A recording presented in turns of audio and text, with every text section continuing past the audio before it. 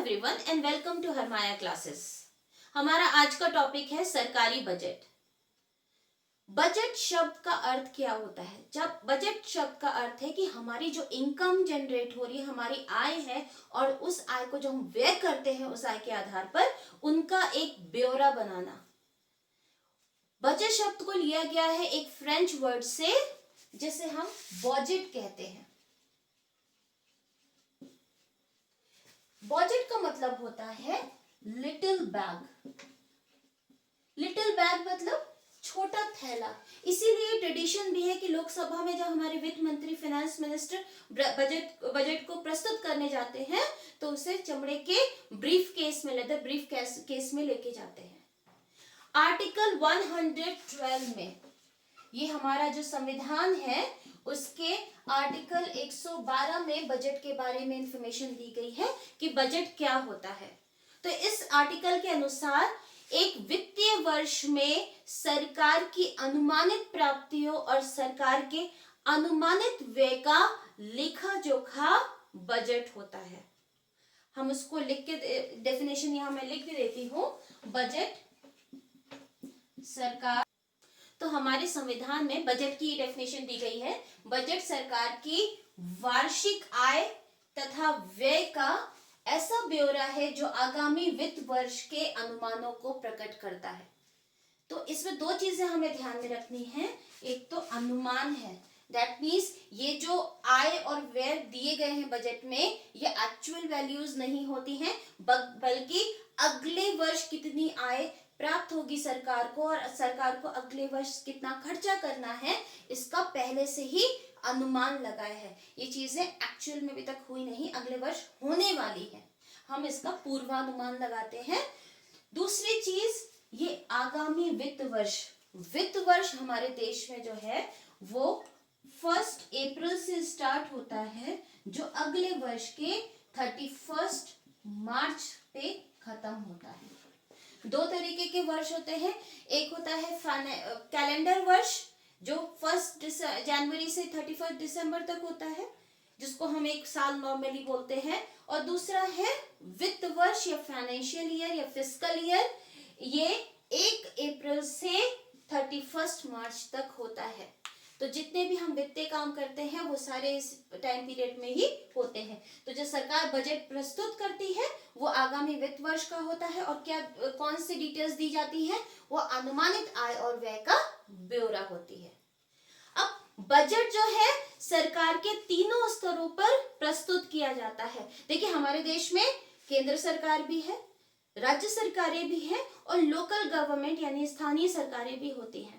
तो ये जो डिफरेंट स्टेजेस हैं हमारी जो सरकार के, वो अलग अलग अपना स्वयं का बजट बनाती है। जैसे केंद्र सरकार पूरे देश के लिए बजट पेश करती है, राज्य सरकारें भी बजट बनाती हैं और अपनी विधानसभा में पेश करती है, वो अपने राज्य के आय और व्यय से रिलेटेड होती है। उसी तरीके से स्थानीय सरकारें भी अपना बजट को प्रस्तुत करती हैं। हालांकि इस लेक्चर में हम सिर्फ केंद्र के बजट पर ही फोकस करेंगे। केंद्र का बजट जिसे मिनिस्ट्री ऑफ फाइनेंस बनाती है, और उसके बाद फाइनेंस मिनिस्टर या वित्त मंत्री लोकसभा में प्रेजेंट करते हैं। उसके बाद वो संसद में पास किया जाता है, प्रेसिडेंट के सिग्नेचर होते हैं, और तब वो बजट पास होके लागू होता है। अब हम डिस्कस करेंगे बजट की प्रक्रिया। बजट, जिसे वार्षिक वित्तीय विवरण भी कहते हैं, annual financial statement, that is वार्षिक वित्तीय विवरण। संविधान में बजट वर्ड नहीं यूज किया गया है, उसको AFS या एनुअल फाइनेंशियल स्टेटमेंट या वार्षिक वित्तीय विवरण ही के नाम से दिया गया है। इसकी प्रक्रिया होती है, प्रक्रिया के 4 स्टेजेस होते हैं। पहला है बजट का निर्माण। बजट का निर्माण, किस तरीके से बजट का निर्माण किया जाता है बजट डिवीजन के द्वारा। उसके बाद किस प्रकार से डेटा कलेक्ट करके उसे प्रस्तुत किया जाता है विधानसभा, संसद में। उसके बाद वित्त विधेयक का पारित होना। बजट को जब संसद में प्रस्तुत किया जाता है तो उसे हम वित्त विधेयक कहते हैं, फाइनेंस बिल। बजट का संपादन, एक बार लोकसभा और राज्यसभा में बजट पास हो जाता है, प्रेसिडेंट के सिग्नेचर हो जाते हैं, इसका मतलब वो बजट पारित हो गया है। उसके बाद ग्राउंड लेवल पर उसके जो भी प्रोविजंस होते हैं, जो भी फंड एलोकेट होते हैं, उसको ग्राउंड लेवल पे उसे इम्प्लीमेंट किया जाता है। और लास्ट होता है बजट की विधायी समीक्षा। विधायी मतलब जो लेजिस्लेटिव रिव्यू होता है, लेजिस्लेचर यानी कि पार्लियामेंट के बिहाफ पर गवर्नमेंट संस्थाएं होती हैं जो सरकार के बजट का रिव्यू करती हैं। दैट मीन्स वास्तव में जो प्रोविजंस दिए गए हैं क्या उनको कार्यान्वित किया गया है कि नहीं किया गया है, लागू किया गया है। जहां पे जिस पॉलिसी में जितना फंड एलोकेट हुआ, मान लीजिए मनरेगा में इतने 1000 करोड़ फंड दिया गया है, तो क्या वास्तव में मनरेगा के लिए उतना पैसा निकाल के दिया गया है कि नहीं दिया गया है, या वो ठीक से उसको इम्प्लीमेंट किया जा रहा है कि नहीं किया जा रहा, इसकी समीक्षा की जाती है सरकारी विभागों के द्वारा पार्लियामेंट या संसद के बिहाफ पर। अब हम देखते हैं कि बजट का निर्माण कैसे होता है। बजट का निर्माण किया जाता है मिनिस्ट्री ऑफ फाइनेंस, यानी कि जो हमारा वित्त मंत्रालय है उसमें डिपार्टमेंट ऑफ इकोनॉमिक अफेयर्स के अंदर एक बजट डिवीजन होता है। तो टॉप पे होता है वित्त मंत्रालय या मिनिस्ट्री ऑफ फाइनेंस, वो उसके अंदर होता है डिपार्टमेंट ऑफ इकोनॉमिक अफेयर्स, और इसके अंदर होता है बजट डिवीजन। तो जो बजट प्रिपेयर किया जाता है और प्रेजेंट किया जाता है वो इस बजट डिवीजन के द्वारा किया जाता है। अब हम देखते हैं कि बजट किस प्रकार से बजट का निर्माण होता है। तो इसके भी 5 चरण होते हैं, 5 स्टेप्स होते हैं। तो देखते हैं कौन कौन से स्टेप्स होते हैं। अब बजट का जो निर्माण होता है उसके ये 5 चरण होते हैं। मिनिस्ट्री ऑफ फाइनेंस के अंडर में जो डिपार्टमेंट ऑफ इकोनॉमिक अफेयर्स होता है और उसके अंदर जो बजट डिवीजन होता है, ये प्रोसेस स्टार्ट करता है। इसकी सबसे पहले जो आरंभिक प्रक्रिया होती है वो बजट प्रस्तुत करने से 6 माह पूर्व, दैट मीन्स अगस्त या सितंबर में ये स्टार्ट होती है। अगस्त सितंबर, या तो लास्ट वीक ऑफ अगस्त होता है या फर्स्ट फोर्टनाइट, यानी कि सितंबर के पहले 15 दिन में ये वाला जो डिपार्टमेंट है ये सर्कुलर और बहुत सारे फॉर्म्स को इश्यू करता है। ये जो सर्कुलर और फॉर्म को जारी किया जाता है वो बहुत किसको फॉर्म्स ये इश्यू किए जाते हैं, जारी किए जाते हैं, ये विभिन्न मंत्रालय को बजट डिवीजन के द्वारा बहुत सारे सर्कुलर और फॉर्म्स भेजे जाते हैं जिसमें इन मंत्रालयों से ब्यौरा मांगा जाता है। मान लीजिए बजट डिवीजन ने एग्रीकल्चर या फिर जिसको हम कहेंगे कृषि विभाग को एक सर्कुलर भेजा, उसके साथ फॉर्म भेजा कि आपके कितने कितने खर्चे इस वर्ष में अगले वर्ष में होने वाले हैं। उसी तरीके से कपड़ा मंत्रालय को भेज दिया, उसी शिक्षा मंत्रालय को भेज दिया एंड सो ऑन। तो सभी बजट डिवीजन ये विभिन्न मिनिस्ट्रीज को, मंत्रालय को ये सर्कुलर भेजती है। अब ये मंत्रालय क्या करते हैं, अपने अंडर में आने वाले सभी विभागों को ये आगे फॉरवर्ड कर देते हैं वो फॉर्म और सर्कुलर्स। जो फील्ड ऑफिसर्स होते हैं, जो विभिन्न मंत्रालयों के विभागों के जो ऑफिसर्स होते हैं और फील्ड ऑफिसर्स होते हैं, उनके पास ये सर्कुलर पुनः वितरित किए जाते हैं। और ये वो लोग होते हैं जिनको वास्तव में सूचना प्रदान करनी होती है।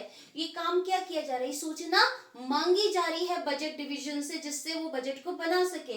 तो विभिन्न मंत्रालय ने अपने अंडर में आने वाले सारे विभागों से सूचना मांगी है। जैसे शिक्षा मंत्रालय के अंदर स्कूल से आते हैं, उन्होंने स्कूल से मांगा है। इसके अलावा कॉलेजेस आते हैं तो कॉलेजेस से सारे एस्टिमेट्स मांगे हैं।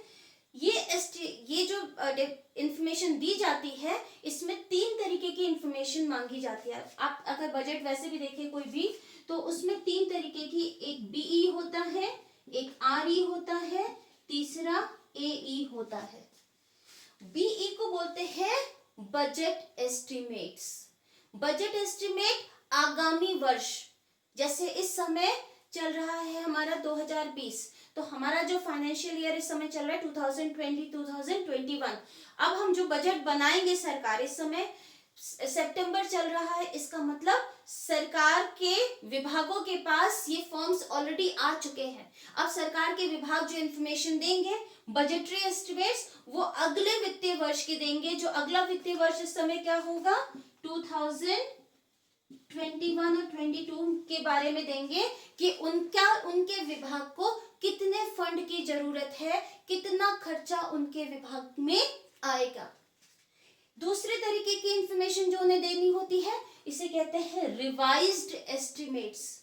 जो गवर्नमेंट डेटा रिलीज करती है उसमें आरई के नाम से लिखा होता है। तो रिवाइज एस्टिमेट्स के अंतर्गत क्या होता है कि जो हमारा करेंट फाइनेंशियल ईयर चल रहा है, जैसे इस समय हमारा चल रहा है 2020-21, क्योंकि सितंबर 2020 है तो 2021 का हमारा वित्तीय वर्ष चल रहा है। तो इस समय करंट वित्तीय वर्ष स्टार्ट कब हुआ था, 1 अप्रैल को। तो 1 अप्रैल से अभी सितंबर तक हमारे 6 महीने निकल चुके हैं। तो जो हमने पहले ब्यौरा बना के दिया था, उस ब्यौरे में थोड़े परिवर्तन हुए होंगे। हो सकता है हमारे खर्चे कुछ ज्यादा बढ़ गए हो, या खर्चे हो सकता है कुछ कम भी हो गए हो, या हमने जो रेवेन्यू जनरेट करना था वो कुछ बढ़ भी सकता है, कुछ कम भी हो सकता है। तो अब वास्तव में हमें एक क्लियर पिक्चर मिल जाएगी, क्योंकि अब आधा साल गुजर चुका है, अभी आधा बाकी है। तो इसलिए अब जो हमने पुराना ब्यौरा दिया था पिछले साल, अब उसका एक बार हम रिवीजन करेंगे और उसके बाद हम रिवाइज एस्टिमेट देंगे। तो वो हमारे जो ये क्या होता है, ये करंट यानी कि चालू वित्तीय वर्ष की इंफॉर्मेशन होती है। तो मैं यहाँ पे लिख भी देती हूँ, ये आगामी वित्तीय वर्ष की होती है, जो पहली वाली हमने बताई थी, बजटरी एस्टिमेट्स। उसके बाद दूसरी रिवाइज एस्टिमेट्स होती है करंट या चालू वित्तीय वर्ष की, जो हमारा इस समय चल रहा है 2020-21। ये हमारा कौन सा है, चालू वित्तीय वर्ष। इसके अलावा कुछ हमारा नेक्स्ट है हमारा एक्चुअल एस्टिमेट्स। एक्चुअल मतलब वास्तव में जो चीज ऑलरेडी रियलाइज हो चुकी है, मतलब पिछला वित्तीय वर्ष दैट इज 2019 और 20। ये किसका है, 2019 और 20, पिछला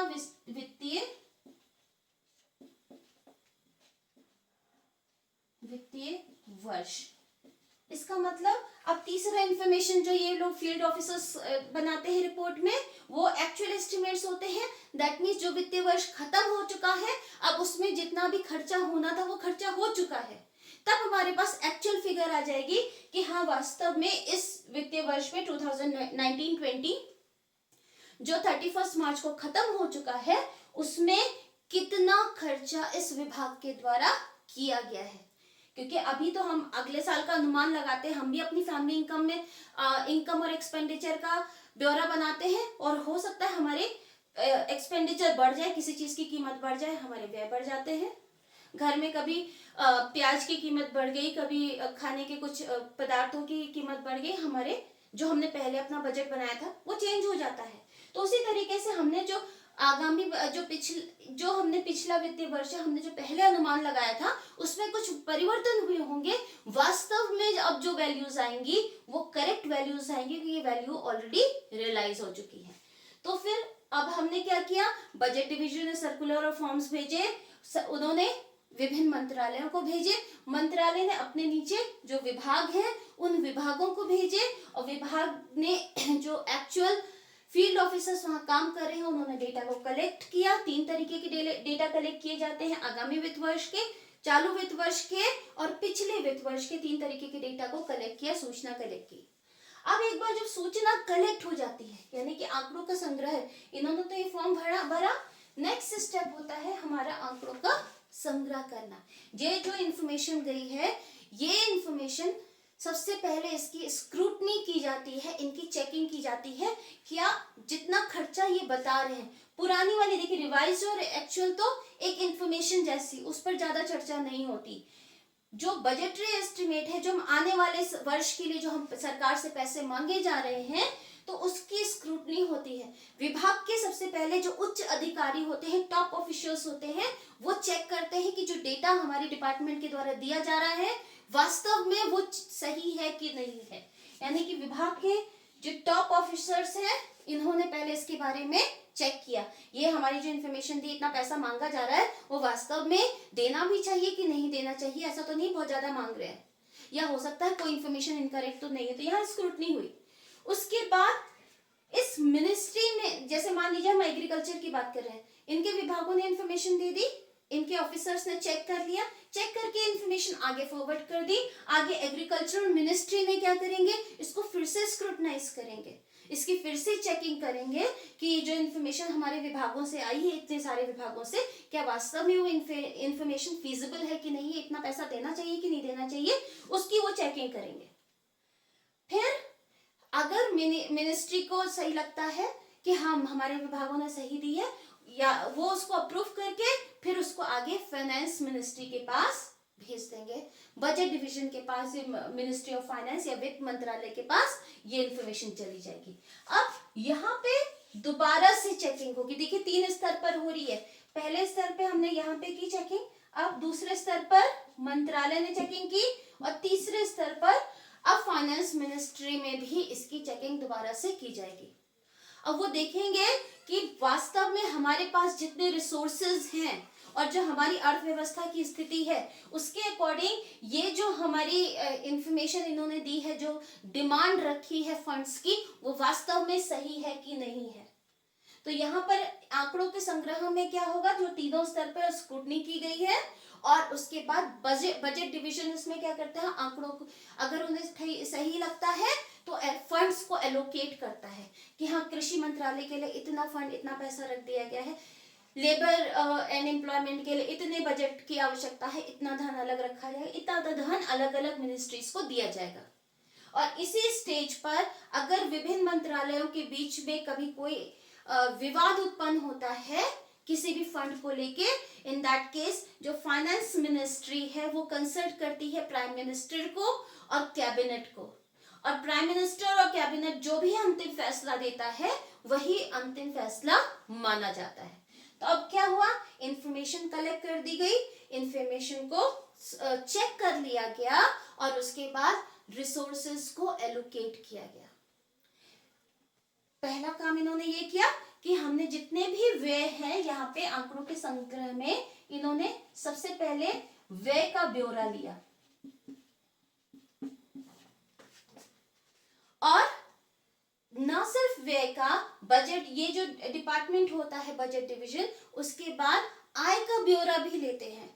जो रेवेन्यू जनरेटिंग डिपार्टमेंट्स होते हैं, ऐसे कुछ विभाग होते हैं जहाँ पे आय भी अर्जित हो रही होती है, वो भी अपनी इंफॉर्मेशन देंगे। 3 तरीके की इंफॉर्मेशन, आगामी वित्त वर्ष की, चालू वित्त वर्ष की, और जो पिछला बीत गया है वित्त वर्ष, उस वित्त वर्ष में कितना रेवेन्यू जनरेट हुआ था या आने वाले में कितना जनरेट होगा, इसकी इंफॉर्मेशन वो देते हैं। तो पहला तो हमने व्यय का जो ब्यौरा है वो डिस्कस कर लिया। इसके बाद सरकार आय का ब्यौरा भी बनाती है, यानी कि सरकार की प्राप्तियों का ब्यौरा बनाती है। अब आय कहां से आती है, जैसे इनकम टैक्स से आती है या इनडायरेक्ट टैक्सेस से आती है। तो सरकार क्या करती है, जैसे department CBDT, central board of direct taxes, इसके साथ साथ central excise and customs department, इन दोनों के साथ मिलकर रेवेन्यू का कितनी इनकम जनरेट होगी उसका ब्यौरा बनाती है, और साथ ही साथ और भी जो रेवेन्यू जनरेटिंग डिपार्टमेंट्स होते हैं उनसे भी इंफॉर्मेशन लेती है। देखिए पहला वाला स्टेप जो हमारा होता है व्यय का ब्यौरा, ये तो लगभग दिसंबर तक इनके पास इंफॉर्मेशन पहुंच जाती है, 31 दिसंबर तक, और जनवरी में फिर ये वाला काम जो ministry of finance budget division करता है, ये काम शुरू होता है जनवरी में। इस समय न सिर्फ आय का ब्यौरा लेते हैं, बल्कि वो ये काम भी करते हैं कि बहुत जो विभिन्न स्टेक होल्डर्स होते हैं अर्थव्यवस्था में, जैसे कुछ जो प्रोमिनेंट सिटीजन्स होते हैं, जो नागरिक होते हैं, इसके अलावा बहुत सारी बिजनेस संस्थाएं होती हैं, साथ में जो एग्रीकल्चर वगैरह के से रिलेटेड लोग होते हैं, उनसे भी फीडबैक लेते हैं कि वास्तव में उन्हें क्या क्या आवश्यकता है, या अर्थव्यवस्था उनके क्षेत्र में कौन सी ऐसी पॉलिसी बनाई जाए जिससे उनको लाभ हो। तो ऐसी स्थिति में देखिए, व्यय का ब्यौरा चल रहा है, साथ में आय का ब्यौरा चल रहा है, और दूसरे लोगों से जो कंसल्टेशन चल रहा है, जो स्टेक होल्डर्स है सोसाइटी में, उनसे भी बातचीत चल रही है। और अंत में सरकार, मिनिस्ट्री ऑफ फाइनेंस क्या करती है, व्यय का ब्यौरा अलग रिकॉर्ड बनाया, आय का ब्यौरा अलग बनाया, उसके बाद स्टेप आता है बजट का संयोजन। नेक्स्ट स्टेप होता है ये जो जितने सारे रिकॉर्ड्स बनाए गए हैं, सारे रिकॉर्ड्स को, आय और व्यय के ब्यौरा को एक साथ रिलेट करें।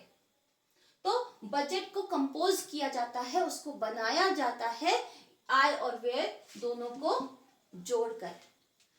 अब इसमें जब बजट का संयोजन किया जाएगा, उसी समय हमें पता चलेगा कि बजट में घाटा हो रहा है कि नहीं हो रहा है। अब यूजुअली आपने भी सुना होगा कि हमारे यहाँ सरकार को अक्सर बजट में घाटा होता है, तो सरकार की कोशिश क्या रहेगी, उस घाटे को कम करे। घाटे को कैसे कम कर सकते हैं, ये जो व्यय है या तो उसको कम करें या आय को बढ़ाएं।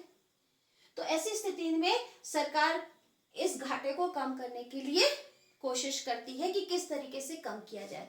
तो ये हमारे स्टेप्स थे कि आंकड़ों का संग्रह कर लिया, अब हमने बजट को बना दिया। एक बार जब संयोजन हो गया तो फिर हमारा फाइनल बजट बनकर तैयार हो जाता है।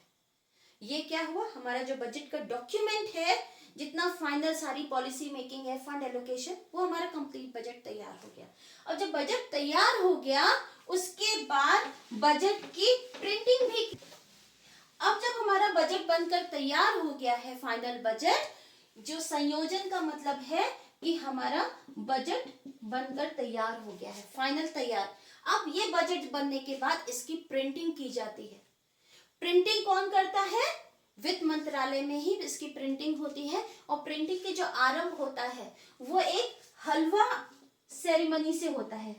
सबके घर में हलवा बनता होगा, तो एक ट्रेडिशन है कि वित्त मंत्रालय में बहुत लार्ज वॉल्यूम में हलवा बनाया जाता है, और जितने बजट से रिलेटेड ऑफिसर्स होते हैं और वित्त मंत्री होते हैं, वो सब मिलकर हलवा खाते हैं, और हलवा सर्व किया जाता है वित्त मंत्री के द्वारा। क्योंकि हमारे इंडियन ट्रेडिशन में क्या, हम किसी अच्छे काम की शुरुआत करते हैं तो मीठे से करते हैं, तो बजट भी एक अच्छा काम माना जाता है देश के लिए। इसलिए इसका जो आरंभ होता है प्रिंटिंग का, वो हलवा सेरेमनी से होता है, और इस हलवे को वित्त मंत्री स्वयं सर्व करते हैं। हलवा सेरेमनी होने के बाद प्रिंटिंग स्टार्ट होती है, वित्त मंत्रालय में ही होती है। बजट से रिलेटेड जितने ऑफिसर्स होते हैं वो वित्त मंत्रालय में ही रहते हैं, उनके लिए वहीं पे स्थान बना दिया जाता है। उनको बाहर जाने की अनुमति नहीं रहती, किसी से कांटेक्ट करने की अनुमति नहीं रहती है, क्योंकि उनको बजट में जितने भी प्रोविजंस हैं उसके बारे में इंफॉर्मेशन होती है। और सरकार ये नहीं चाहती है कि ये इंफॉर्मेशन संसद से बाहर जाए। जब तक संसद में इसको प्रस्तुत ना किया जाए, ये इंफॉर्मेशन लीक ना हो, इसलिए जितने ऑफिसर्स होते हैं उनको संसद में ही रहना होता है, मिनिस्ट्री ऑफ फाइनेंस के अंतर्गत। और इसके बाद एक बार जब बजट की प्रिंटिंग हो जाती है, तो नेक्स्ट स्टेप होता है बजट का प्रस्तुतिकरण। हमारे आर्टिकल 112 के अनुसार बजट किसी भी दिन प्रस्तुत किया जा सकता है। प्रेसिडेंट के द्वारा किसी भी दिन बजट को प्रस्तुत करवाया जा सकता है संसद के निचले सदन में। तो कोई भी डेट हो सकती है, लेकिन हमारे यहाँ 1 फरवरी को बजट को प्रस्तुत किया जाता है। पहले ये लास्ट डे ऑफ द फरवरी होता था, लेकिन अब ये 1 फरवरी को, यानी कि फरवरी की पहली तारीख को ये बजट प्रस्तुत किया जाता है। इसको कौन प्रस्तुत करता है, वित्त मंत्री। वित्त मंत्री सुबह 11 बजे इसे संसद के निचले सदन, जिसको हम लोकसभा कहते हैं, लोकसभा में प्रेजेंट किया जाता है। वित्त मंत्री बजट को इंट्रोड्यूस करने के लिए एक स्पीच देते हैं।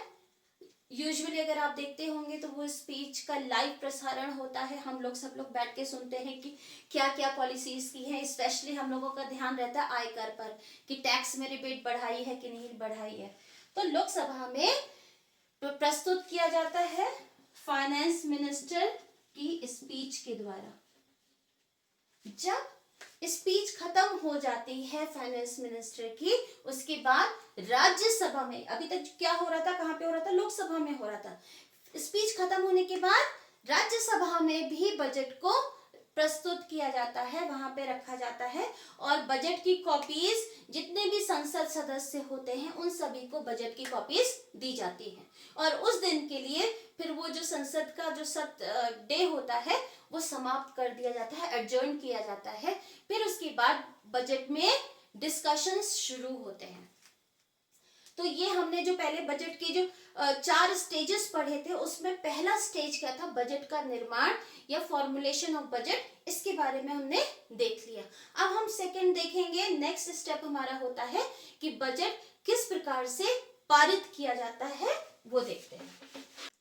अब एक बार बजट का निर्माण हो गया है, बजट को लोकसभा में प्रस्तुत कर दिया गया है, उसके बाद नेक्स्ट स्टेप होता है बजट का पारित होना। यानी कि जो हमने बजट के 4 स्टेप्स पढ़े थे, बजट का निर्माण, बजट का पारित होना, उसके बाद बजट का संपादन और बजट का की समीक्षा।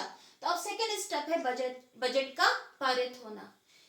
जब लोकसभा में बजट को प्रस्तुत किया गया, उसके बाद बहुत डिटेल में उस पर डिस्कशन होता है।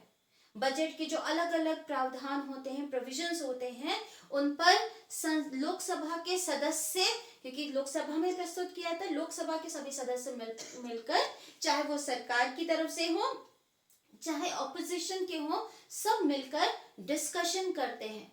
और एक बार जब ग्रांट्स यानी कि जो अनुदान दिए जाने होते हैं विभिन्न विभागों को, वो ग्रांट्स के बारे में अप्रूवल मिल जाता है संसद का, वोटिंग हो जाती है सभी ग्रांट्स से रिलेटेड, और सभी ग्रांट्स जब पास हो जाते हैं, उसके बाद एप्रोप्रिएशन बिल इंट्रोड्यूस किया जाता है सरकार की तरफ से।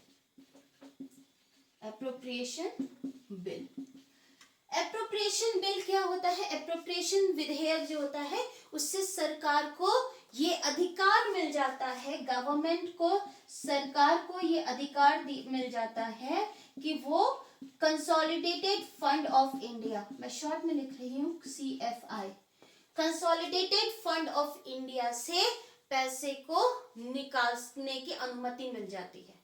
क्योंकि अब जितने ग्रांट्स मिलने थे, विभागों को जितने अनुदान देने थे, वो तो संसद ने अप्रूव कर दिए, और एक बार संसद ने अप्रूव कर दिए तो अब सरकार को उस अकाउंट से, जो सरकार का खाता होता है, उससे वो पैसे निकालने की अनुमति भी संसद से लेनी होती है, जिससे एप्रोप्रिएशन बिल के द्वारा वो अनुमति संसद से यानी कि लोकसभा से मिलती है। अब पहले डिस्कस कर लेते हैं, क्योंकि हमने CFI के बारे में किया है, तो हम देखते हैं सरकार के 3 तरीके के अकाउंट होते हैं। पहला अकाउंट होता है कंसोलिडेटेड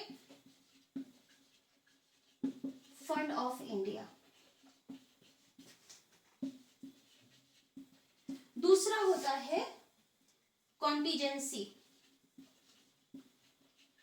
फंड ऑफ इंडिया, और तीसरा होता है पब्लिक अकाउंट्स।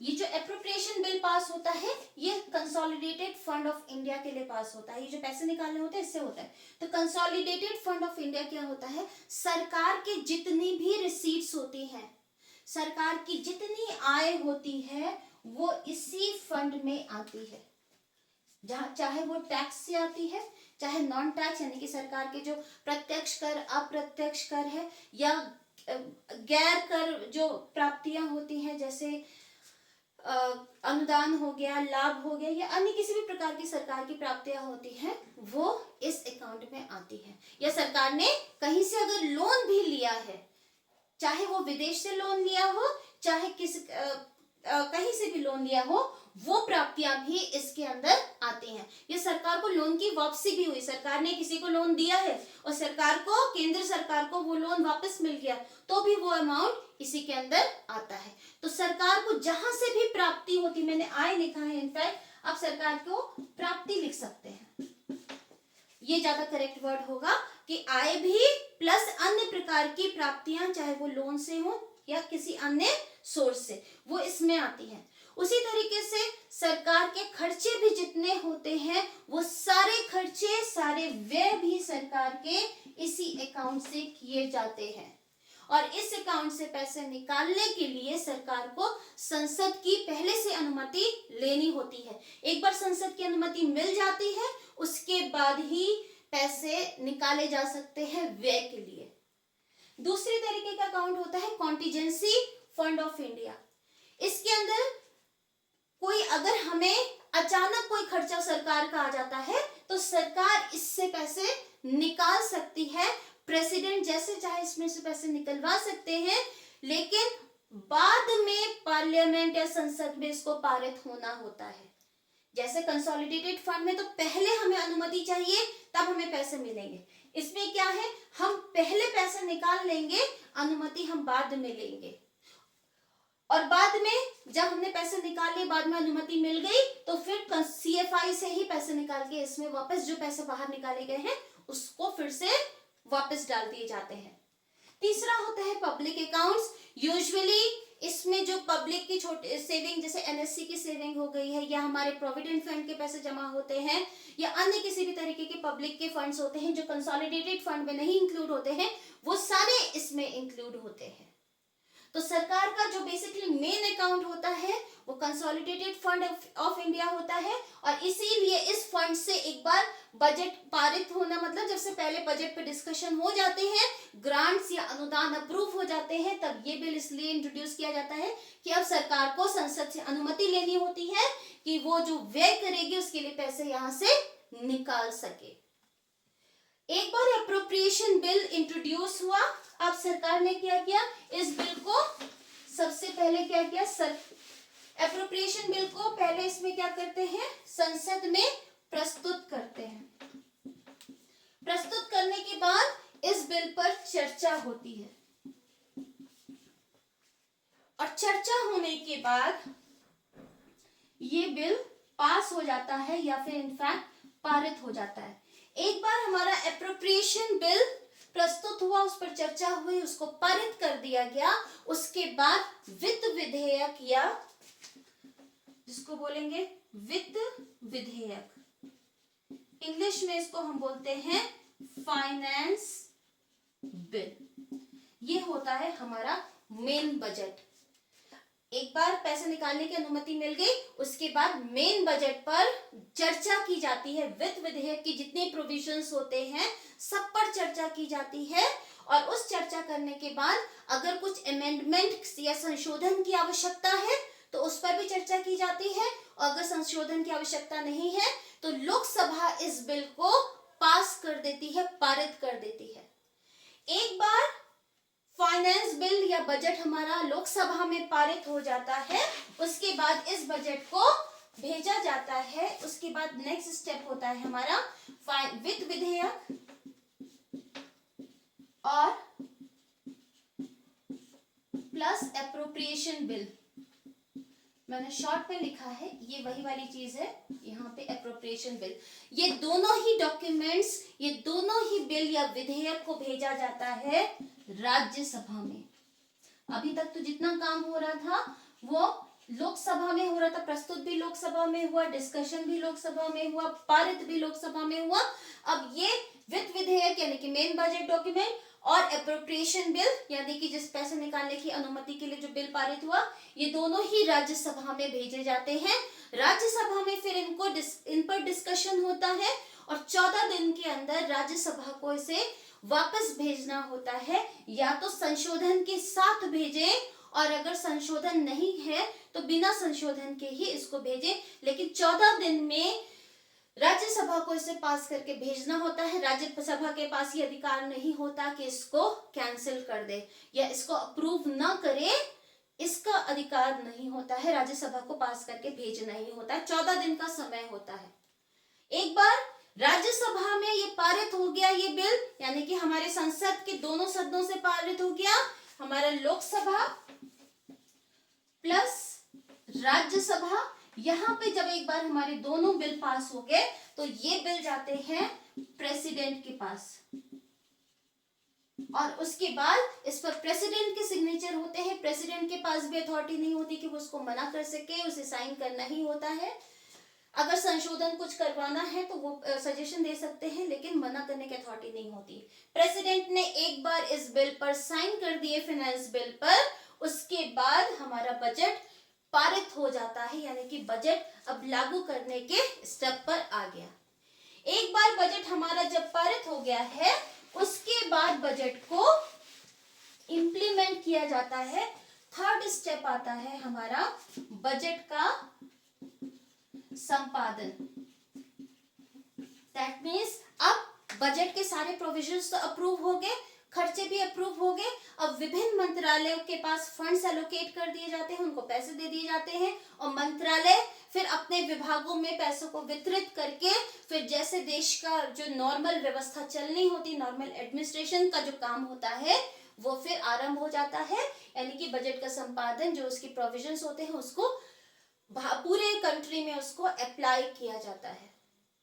संपादन होता है, सरकार पैसे भी खर्च कर रही है, विभाग भी पैसे खर्च कर रही है। इसके बाद हमारा लास्ट स्टेप होता है समीक्षा। समीक्षा सरकारी विभाग के द्वारा की जाती है, और ये समीक्षा लेजिस्लेटिव यानी जो हमारी संसद के बिहाफ पर की जाती है कि वास्तव में जो पैसे एलोकेट हुए हैं उनका सही से यूज हो रहा है कि नहीं हो रहा है, सरकार का आय और व्यय का जो प्रावधान था उसमें कोई कमी तो नहीं हो रही है। इन सब के बारे में समीक्षा समय समय पर की जाती है। तो ये था हमारे देश में किस प्रकार से बजट का निर्माण होता है, किस प्रकार से बजट पास किया जाता है, इसके बारे में हमने डिस्कस किया। और नेक्स्ट लेक्चर में अब हम बजट के उद्देश्य के बारे में पढ़ेंगे। That's all for today. Thank you so much.